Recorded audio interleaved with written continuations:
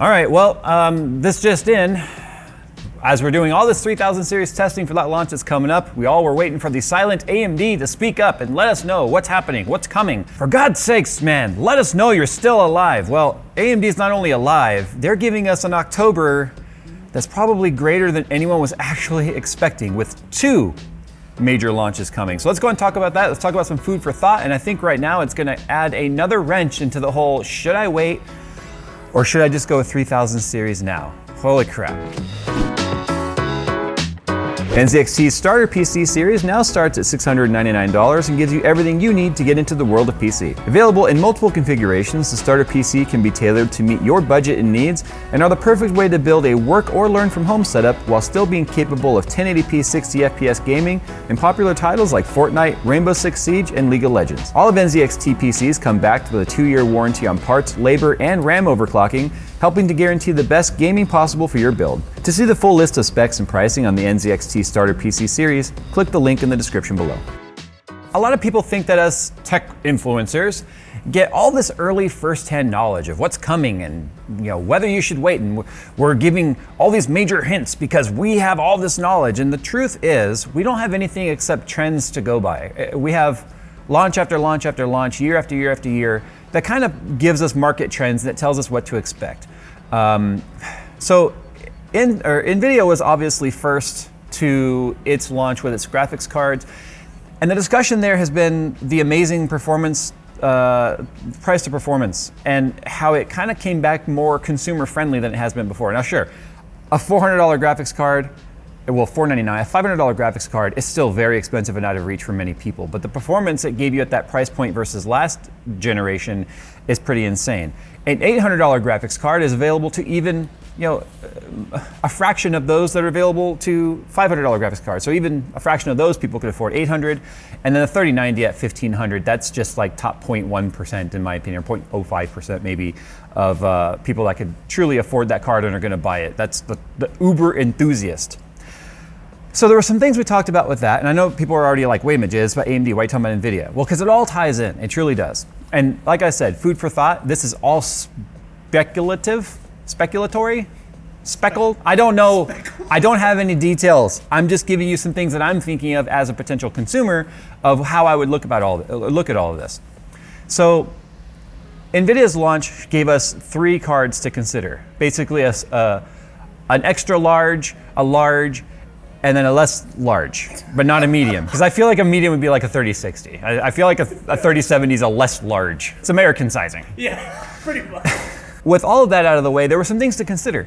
Was the amazing performance to dollar, or the price to performance that NVIDIA kind of like was friendly with this generation, was that because they're trying to stifle sales of NVIDIA or AMD's cards before they came out?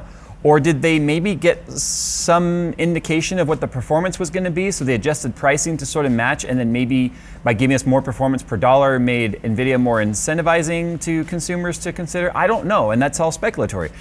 But I can tell you right now, Big Navi's RDNA 2 architecture is going to be launching, or at least a keynote, on October 28th.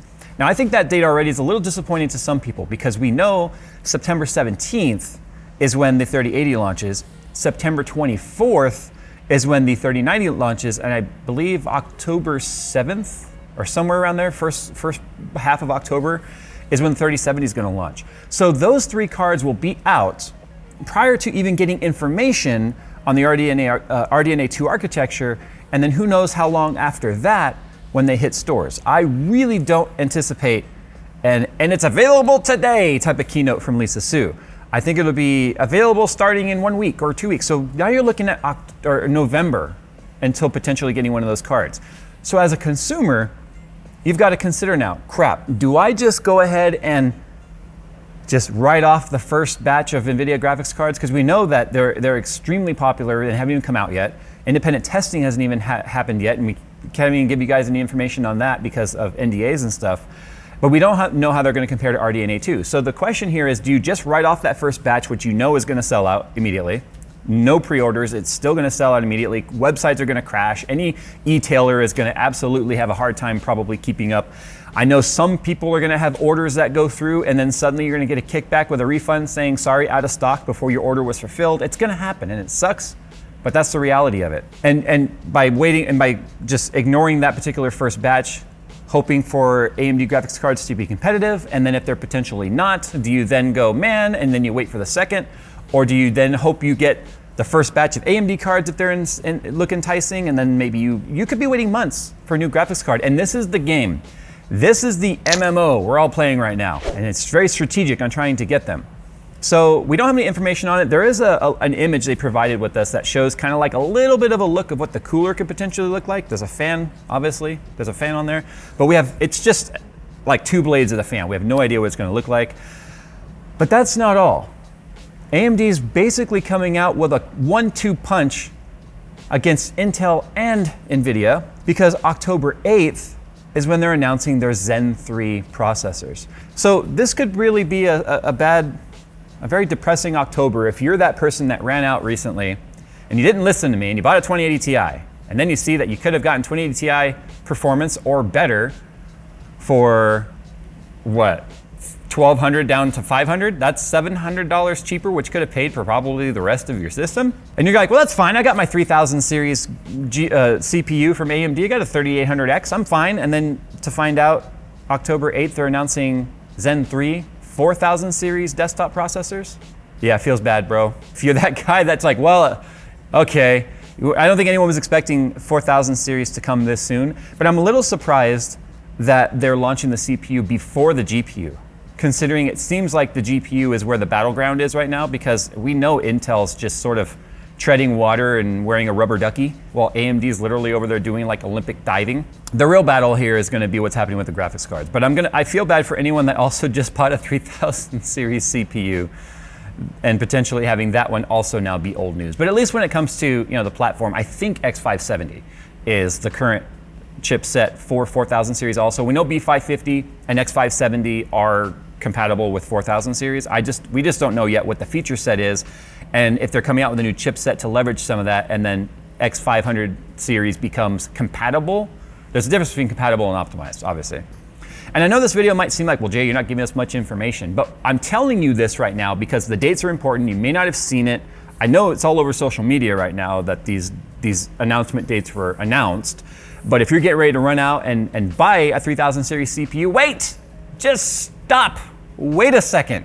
Because one thing AMD's been really good about is launching the new series of processors at roughly the same price as the previous stuff at better performance per dollar. And rumor has it that they're also looking at coming out with a 10-core CPU to compete with the 10900K, because if you're not aware right now, AMD kind of skipped that. They went with like 8-core 16-thread, then up to 12-core 24-thread, and up from there. So there's no 10-core processor. So if they're looking at bringing out one to compete at that price point, or not price point, but core point, because core for core, AMD is always cheaper than Intel.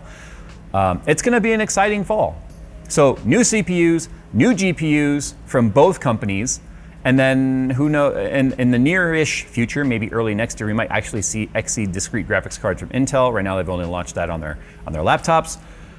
But yeah, this video is just a little bit of a PSA, like, hey, this stuff's coming. Keep your ear to the ground. It's shaking right now, and who knows who's making the biggest tremors. But from the last 2 years being somewhat lackluster in terms of performance, nothing from Intel, nothing from AMD's graphics side. Clearly, fall 2020 is going to make up for what's been a pretty crappy year, I think. So anyway, thanks for watching, guys. I just wanted to kind of put out this little PSA that these dates are coming. Some food for thought. If you're thinking about going out and buying NVIDIA graphics card right now, prediction time, I'm putting on my tinfoil hat. I don't think AMD is going to come out with a graphics card that's going to like beat or kill NVIDIA. I don't think there's an NVIDIA killer card out there anywhere. I just think what they're going to do is they're going to try and give you the best performance per dollar that they can for the performance that they've managed to generate with RDNA 2. They did promise us RDNA 2 was going to age like fine wine, and it was going to be like Ryzen for GPUs. I just don't know if the amazing price of performance we're seeing with NVIDIA now is because of potential leaks on performance, and so they adjusted pricing. But if that's the case, then you know they adjusted pricing to be comparable, which means no matter which brand you go with, it could be a win. Things you got to think about. And that's the crappy part about this interim of waiting, is your head starts to swirl with all these what ifs, and then sometimes you're just way off. Anyway, guys, what are your predictions? Is AMD going to best NVIDIA? Are they going to match NVIDIA?